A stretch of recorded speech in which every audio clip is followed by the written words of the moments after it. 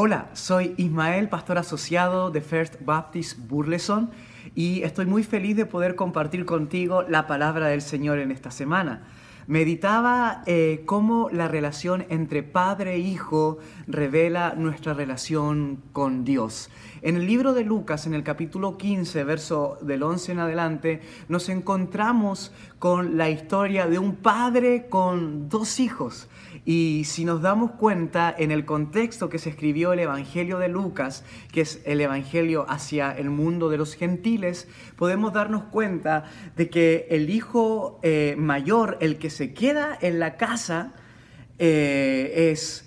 representado por el pueblo judío, religioso, que cree servir a Dios, que cree amar a Dios, que cree tener una comunión con Dios porque no le ha desobedecido, porque cumple los mandamientos, pero que vive en frustración, en melancolía, en tristeza, y que definitivamente su religiosidad no le hace experimentar la gracia y el amor de Dios. Y también vemos el hijo menor, que para la iglesia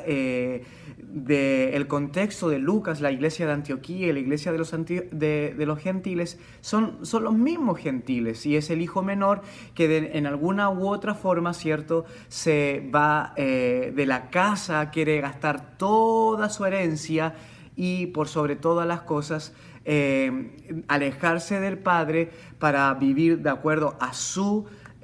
propia realidad de la vida. Y esta historia de estos dos hermanos es muy interesante, porque estos dos hermanos, su historia es nuestra propia historia, y cada uno de nosotros que de alguna u otra forma se ha alejado de Dios, viviendo en un contexto donde la vida es tan rápida, donde el trabajo nos absorbe, donde los vicios y tantas cosas no nos dejan tener un tiempo con Dios, nos representa entonces el hijo menor, porque muchas veces no le damos el tiempo al Señor el cual se merece, y eso es muy triste, porque lo único que le decimos: Padre, no se lo decimos, pero nuestro corazón, con nuestras actitudes, como que si se lo dijésemos: Padre, déjame vivir tranquilo, quiero esa herencia, esa bendición que tú me das, esa bendición que tú me has entregado por tanto tiempo, por eso que vamos a la iglesia 1 o 2 veces al año, tal vez para Navidad, tal vez para Easter, tal vez para celebrar, cierto, no sé, el Día del Padre, no sé. Vamos una vez al año y creemos que con esa bendición nos alcanza, pero queremos vivir nuestra vida según nuestros deseos, manejar nosotros nuestro propio dinero, decir, no solamente nuestras finanzas, sino manejar nosotros nuestra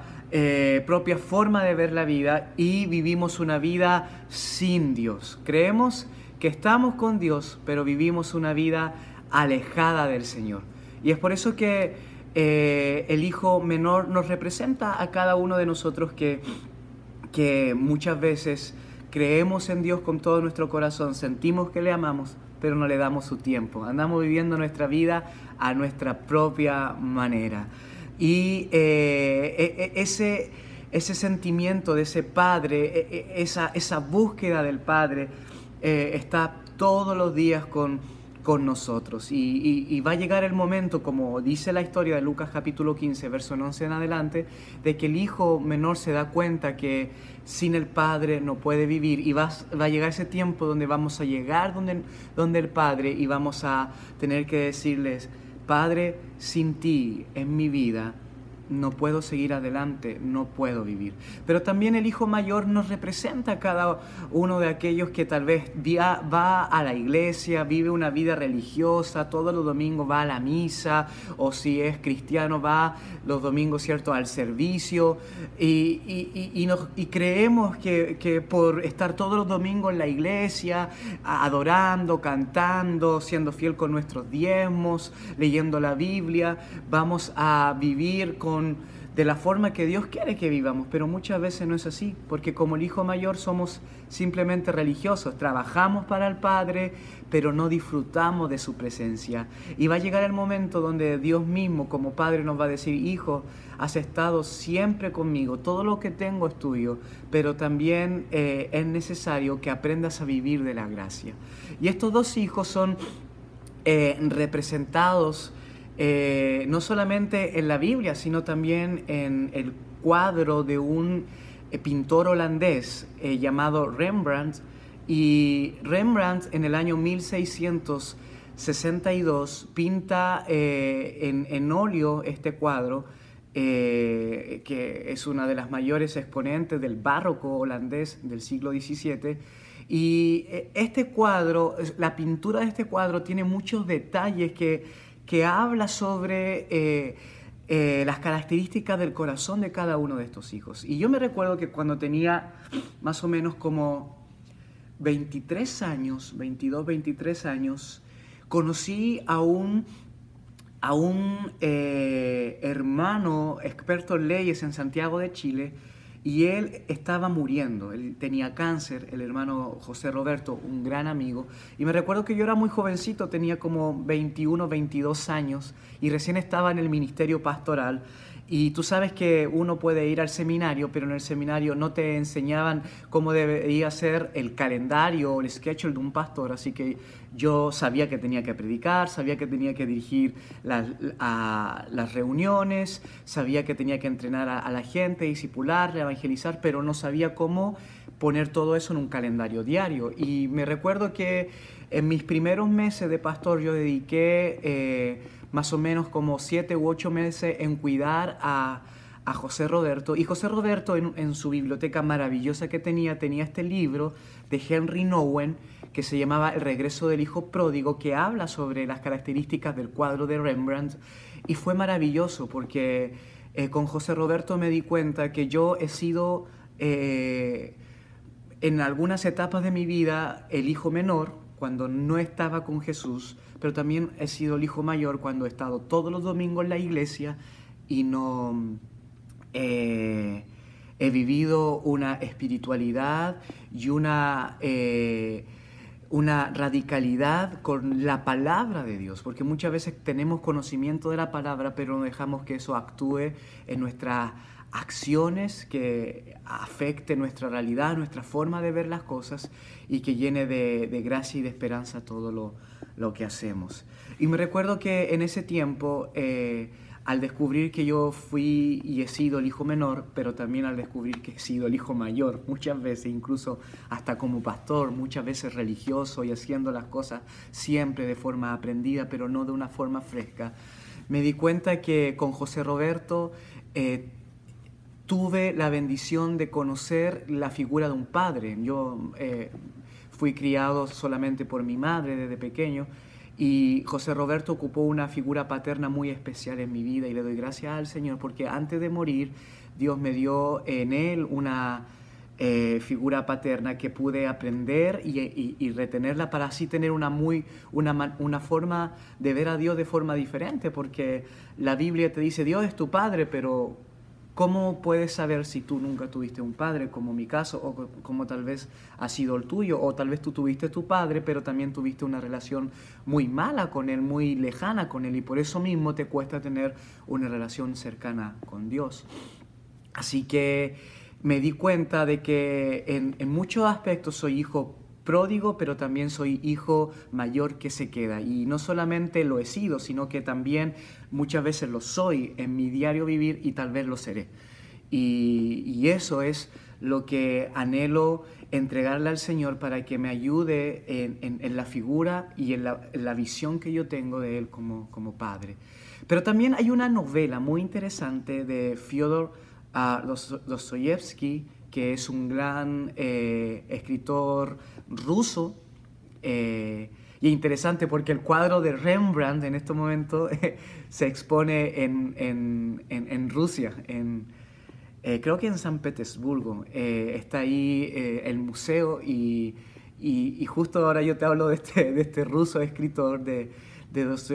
Dostoyevsky, y él cuando está a punto de morir, por ahí por el año 1880, él escribe un libro muy interesante que habla sobre 4 hermanos. A ver si puedo pronunciarlo. Se llama Los Hermanos Karamazov. Los Hermanos Karamazov. Y los hermanos Karamazov son 4 hermanos, Y a diferencia del hijo pródigo y del hermano mayor que está en la Biblia, en Lucas capítulo 15, estos 4 hermanos tienen un padre muy malo, muy alejado de la realidad del padre y el Dios de la Biblia. Y finalmente uno de ellos decide hacer un